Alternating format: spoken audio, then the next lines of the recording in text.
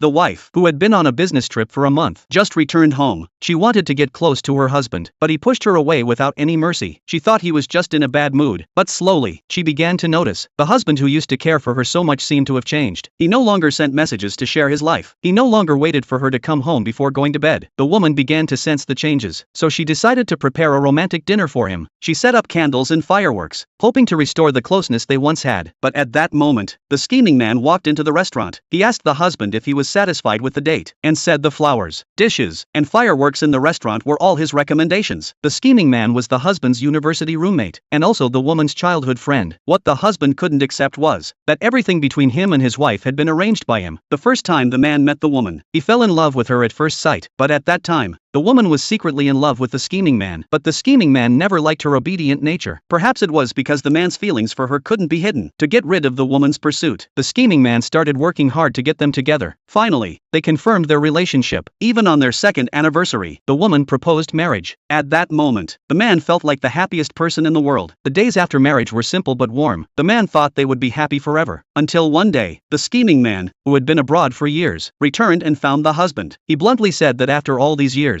he still felt the woman was most suited to him. He hoped the husband would divorce. The husband couldn't accept that the scheming man saw his wife as something he could manipulate at will. But the scheming man made a bet. If the woman left the husband for him 9 times, the husband would divorce. If he lost, he would disappear from the woman's life forever. To protect his marriage, the husband agreed to the bet. But reality dealt him a painful blow. The woman chasing the scheming man would not stop. On their wedding anniversary, they had planned to watch a meteor shower together, but a text from the scheming man made the husband spend the entire night alone in the wind. The husband was hospitalized for appendicitis, but when the scheming man had a project issue, the woman left him alone in the hospital, running around to change his dressings, just to have dinner with the scheming man. She didn't even attend the husband's grandmother's funeral. Finally, on the last occasion, as they were about to head home, the woman received a call from the scheming man. He said he had sprained his ankle. The woman hurriedly wanted to take care of him. She didn't care about the heavy rain outside. She urged the husband to get out of the car and let her go home. The husband, realizing this might be his last chance, asked desperately if she could first take him to the hospital. The woman coldly told him to just go home and take medicine. Then she mercilessly pushed him out of the car. At that moment, the husband, drenched in rain, felt utterly exhausted. He suddenly had a strong sense of defeat. He returned home, staring at their wedding photo on the wall. He slowly started to let go of her. At that moment, he realized it wasn't that he let go, but that he had accepted everything. At this moment, the scheming man directly opened the door and walked in. He threw the divorce papers in front of the husband. The husband knew he had lost completely. Without hesitation, he signed the papers, then handed them to the scheming man, telling him to take them to the woman for her signature. This made the scheming man confused, but the husband explained he didn't want to